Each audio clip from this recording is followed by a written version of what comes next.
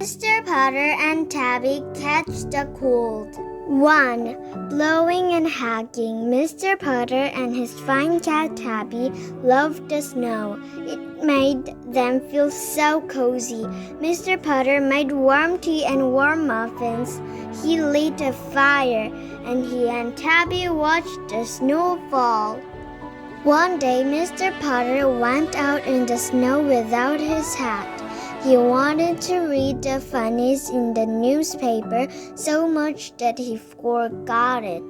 When he came back in, he said to Tabby, "Tabby, I forgot my hat.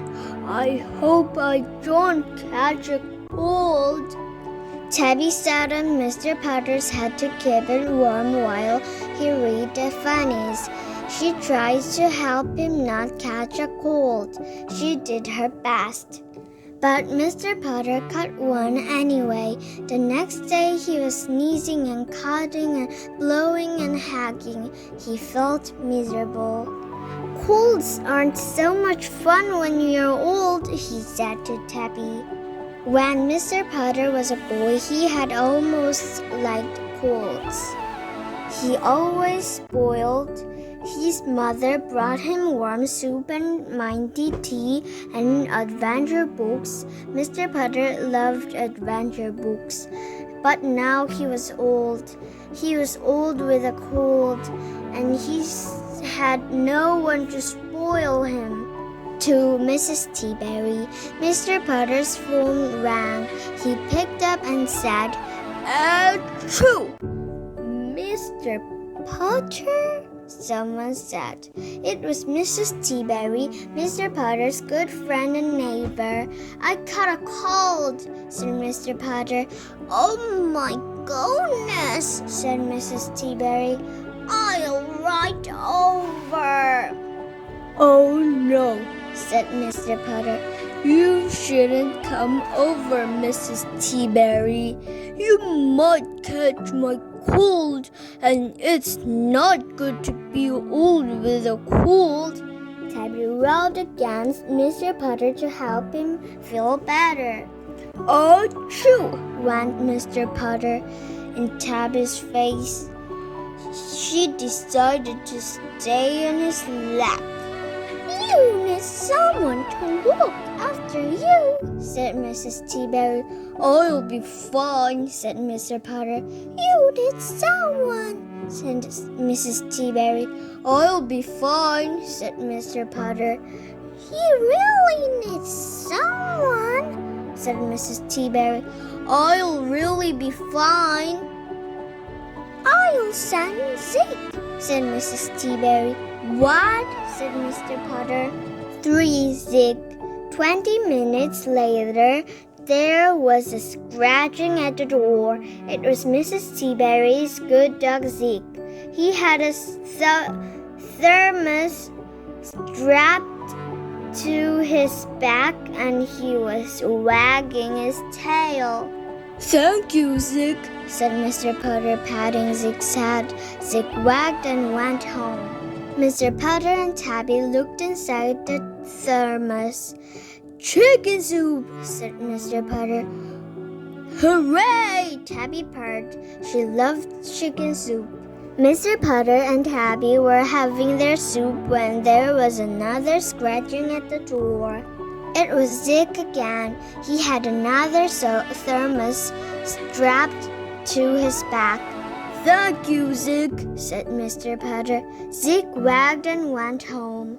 Mr. Potter and Tabby looked inside the thermos. "Peppermint tea with honey sticks," said Mr. Potter. "Yippee!" Tabby purred. She loved honey sticks. Mr. Potter and Tabby ate their soup and drank their tea. Mr. Potter was feeling much better, but he wished he had one more thing.